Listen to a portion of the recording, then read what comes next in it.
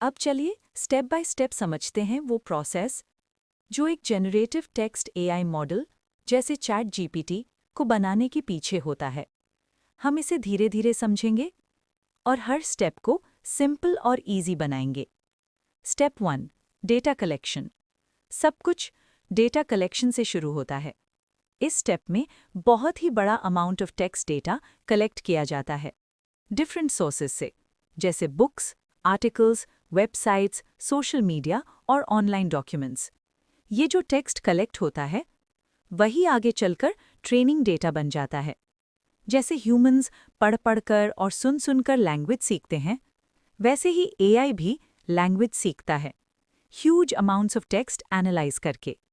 और एक बात याद रखिए, जितना ज़्यादा डाइवर्स और हाई क्वालिटी डेटा होगा उतना ही मॉडल बेटर सीखेगा। Step 2, data cleansing. Data collect होने के बाद आता है डेटा क्लेंजिंग। इसे प्री प्रोसेसिंग भी कहते हैं। यहाँ टेक्स्ट को क्लीन और स्टैंडर्डाइज किया जाता है ताकि मशीन्स उसे इजीली समझ सकें। इसमें चीज़ें होती हैं जैसे अननेसेसरी स्पेशल कैरेक्टर्स हटाना, टेक्स्ट को लोअर केस में कन्वर्ट करना, पंक्चुएशन को प्रॉपर्ली हैंडल करना और नॉइज या इनकंसिस्टेंसीज रिमूव करना। गोल बिल्कुल सिंपल होता है। ट्रेनिंग शुरू होने से पहले टेक्स्ट को क्लीन, कंसिस्टेंट और मीनिंगफुल बनाना। Step 3, tokenization. अगला स्टेप होता है टोकनाइजेशन।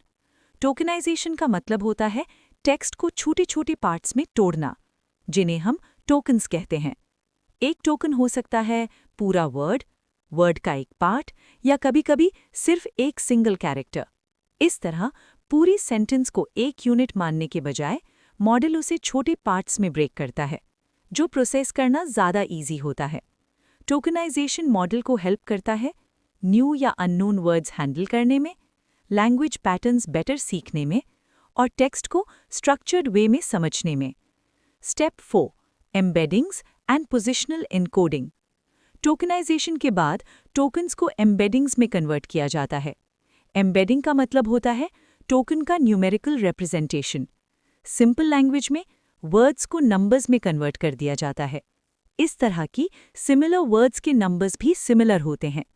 एम्बेडिंग्स मॉडल को हेल्प करते हैं वर्ड्स का मीनिंग समझने में, वर्ड्स के बीच सिमिलैरिटी पहचानने में और कॉन्टेक्स्ट को समझने में। इसके साथ साथ पोजिशनल एनकोडिंग भी ऐड की जाती है। ये मॉडल को वर्ड ऑर्डर समझने में हेल्प करती है, जैसे डिफरेंस समझना डॉग बाइट्स मैन और मैन बाइट्स डॉग के बीच। इस स्टेप से मॉडल वर्ड्स का मीनिंग भी समझता है और उनकी पोजीशन भी। Step 6, transformer architecture. अब हम पहुंचते हैं कोर इंटेलिजेंस पर, ट्रांसफॉर्मर मॉडल। ट्रांसफॉर्मर एक स्पेशल टाइप का न्यूरल नेटवर्क होता है जो स्पेशली लैंग्वेज टास्क्स के लिए डिज़ाइन किया गया है।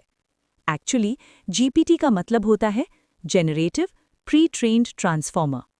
ट्रांसफॉर्मर्स काम करते हैं नेक्स्ट टोकन प्रिडिक्ट करके प्रीवियस टोकन्स के बेस पर, एक मैकेनिज्म के थ्रू जिसे अटेंशन कहते हैं।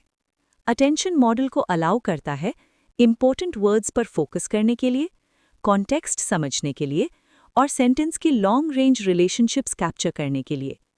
ट्रांसफॉर्मर्स से पहले आरएनएन्स और एलएसटीएम्स जैसे मॉडल्स यूज होते थे, लेकिन 2017 के बाद ट्रांसफॉर्मर्स ज़्यादा फास्ट, ज़्यादा एक्यूरेट और ज़्यादा स्केलेबल प्रूव हुए। Step 6, training the model. अब आता है ट्रेनिंग। ट्रेनिंग का मतलब होता है मॉडल को सिखाना ताकि वो बेटर और बेटर प्रिडिक्शंस कर सके।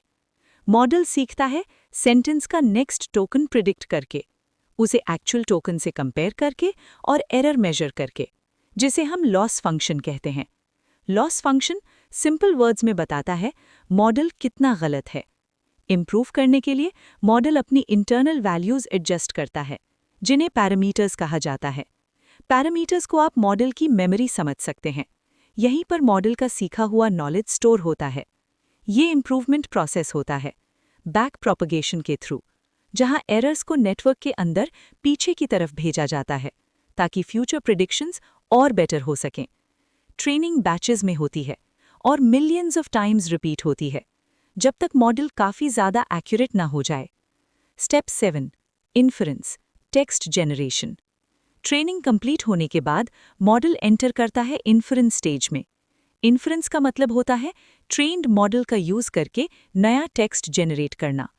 जब आप चैट जीपीटी को कोई प्रॉम्प्ट देते हैं तो मॉडल नेक्स्ट टोकन प्रिडिक्ट करता है, उसे सेंटेंस में ऐड करता है और फिर ये प्रोसेस एक टोकन करके रिपीट होता रहता है। ये तब तक चलता है जब तक स्टॉपिंग कंडीशन मीट ना हो जाए, जैसे सेंटेंस का एंड या कंप्लीट रिस्पॉन्स। और इसी तरह चैट जीपीटी रियल टाइम में ह्यूमन लाइक टेक्स्ट जनरेट करता है। तो रॉ टेक्स्ट डेटा से लेकर इंटेलिजेंट और मीनिंगफुल रिस्पॉन्सेस तक ये सारे स्टेप्स मिलकर एक जेनरेटिव टेक्स्ट एआई मॉडल जैसे चैट जीपीटी को पावर करते हैं।